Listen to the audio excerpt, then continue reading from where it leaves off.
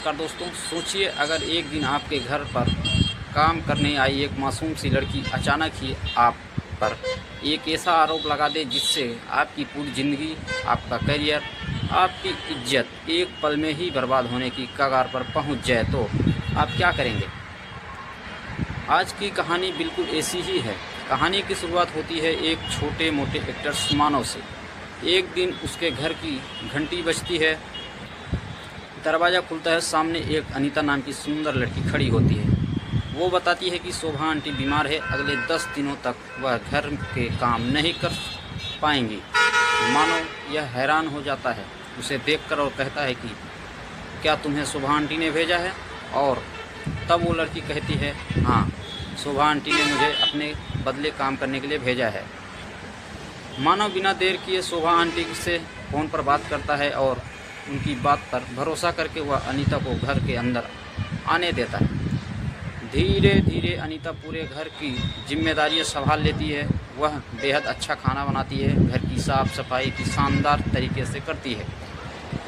हर काम वह इतनी ईमानदारी से करती है कि कुछ ही दिनों में मानव का पूरा भरोसा वह जीत लेती है। अनीता खुद को उसकी बहुत बड़ी फैन भी बताती है। दोनों में काफ़ी नज़दीकियाँ बढ़ती है, दोनों एक दूसरे से घुल मिल जाते हैं। हंसना, खेलना, मुस्कुराना सब कुछ होने लगता है और अब कुछ सामान्य दिखाई देता है। लेकिन दोस्तों, असली खेल तो अभी शुरू होना बाकी था और अब यहीं पर अनीता कुछ ज़्यादा ही आगे बढ़ने की कोशिश करती है। वह बार बार मानव के करीब आने की कोशिश करने लगती है। मानव बहुत जल्दी यह कांप जाता है कि और अनीता से कहता है कि मैं कुछ दिनों के लिए बाहर जा रहा हूं और तुम भी अपने घर चली जाओ और फिर शोभा आंटी को वापस भेज देना काम पर। और फिर 3 दिन बाद मानव जब वापस लौटता है तो अचानक ही शोभा आंटी मानव के घर पहुंच जाती है। उनके साथ अनीता भी होती है जिसकी आंखों में आंसू होते हैं। शोभा आंटी बताती है कि अनीता लगातार रो रही है और किसी से कुछ भी नहीं बता रही है। और तभी अनीता ऐसे आरोप लगाती है जिसे सुनकर मानव के खुद ही होश उड़ जाते हैं। अनीता साफ साफ कहती है कि मानव ने उसके साथ ज़बरदस्ती करने की कोशिश की है, उनके साथ गलत हरकत की है। मानव घबरा जाता है और तुरंत ही कहता है कि यह सब कुछ झूठा है। लेकिन अनीता बड़ी ही चालाकी से पूरी कहानी रचती है। वह कहती है कि पहले ही दिन से ही मानव उस पर बुरी नज़र रखता था, उसका आधार कार्ड अपने पास रख लिया था, उसे गलत तरीके से छुआ करता था। आखिर एक दिन कमरे में अकेले पाकर उस पर हमला बोल दिया। मानव बार बार कहता है कि यह सब कुछ झूठा है। वह मानता है कि एक पल के लिए उसका मन जरूर डगमगा गया था, लेकिन उसने खुद को संभाल लिया और उसने कोई भी गलत काम होने से रोक दिया। लेकिन अब उसकी बात पर यकीन कौन करता। शोभा आंटी भी सोच में पड़ जाती है। उन्हें समझ में नहीं आता कि आखिर सच कौन बोल रहा है। अब तो फैसला पुलिस ही करेगी। और बस यही सुनकर मानव के पैरों तले जमीन खिसक जाती है। उसे अपनी बेगुनाही से ज़्यादा अपने करियर की चिंता सताने लगती है।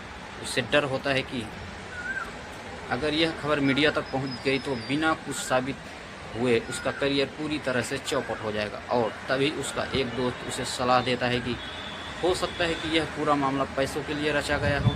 और इसीलिए अनीता को बुलाकर सीधे सवाल पूछता है, मानो कि आखिर तुम कितने पैसे लोगे चुप रहने के।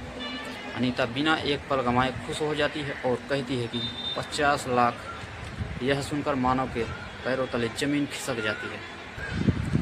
वह बताता है कि उसकी आलीशान ज़िंदगी सिर्फ दिखावा है। कार भी उसने लोन पर है, घर तो किराए पर है और उसके पास इतने पैसे बिल्कुल नहीं है, कहाँ से दे पाएगा। वह काफ़ी देर तक दोनों की बहस होती है और आखिरकार शोभा आंटी बीच बचाव करती है और 20 लाख की समझौता करने की बात बन जाती है। मजबूर होकर बेचारा मानो 2 दिन का समय मांग लेता है और बाहर से तो ऐसा लग रहा था कि वह पैसों का इंतजाम करना चाहता है, लेकिन अंदर ही अंदर मानो कुछ और ही प्लान बना चुका था।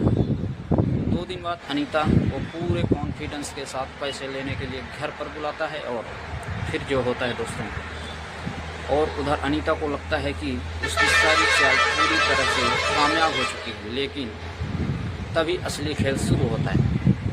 मानव उसे आखिर बार सच बोलने के लिए कहता है, बड़े आराम से उसे पैसे दे देता है और कहता है कि यहाँ तो सिर्फ 3 लोग हैं, इसीलिए कम से कम शोभा आंटी के सामने अनीता कुछ सच बता दो, आखिर सच्चाई क्या है। और तभी अनीता पैसों मिलने की खुशी में सब कुछ भूल जाती है और सबसे बड़ी गलती कर बैठती है।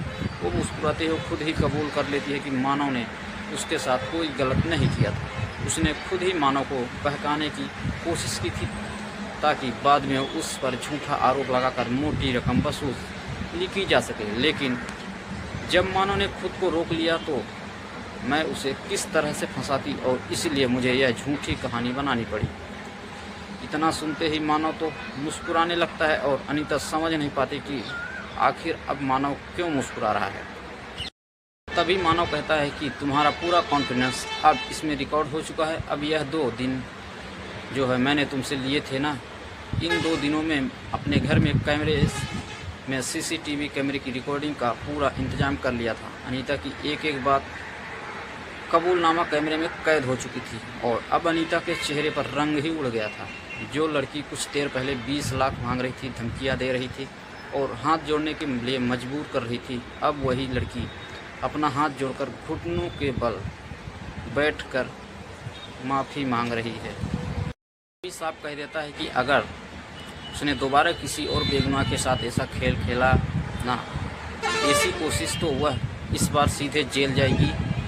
यह रिकॉर्ड मैं सारा पुलिस को दे दूंगा। अनीता रोती हुई वहां से चली जाती है। इसके बाद मानव और शोभा आंटी की तरफ देखता है और कहता है कि वह आंटी आपने भी मुझे खूब फंसाया। मैं अच्छे से समझ गया था कि यह सब कुछ आपकी ही मिली भगत है। दोस्तों, अगर मानव बेगुनाह होते हुए भी डर जाता तो आज उसकी पूरी ज़िंदगी बर्बाद हो सकती थी। दोस्तों, किसी भी आरोप को सच या झूठ मानने से पहले उसकी पूरी जांच होना बेहद ज़रूरी है, क्योंकि एक झूठा आरोप किसी भी इंसान की पूरी ज़िंदगी तबाह कर सकता है और एक सच्चा आरोप भी न्याय तक पहुंच सकता है जब उसके पीछे सबूत भी मौजूद हो। तब दोस्तों कोई किसी का कुछ नहीं करता। दोस्तों चलिए मिलते हैं अगले वीडियो में, तब तक के लिए जय हिंद।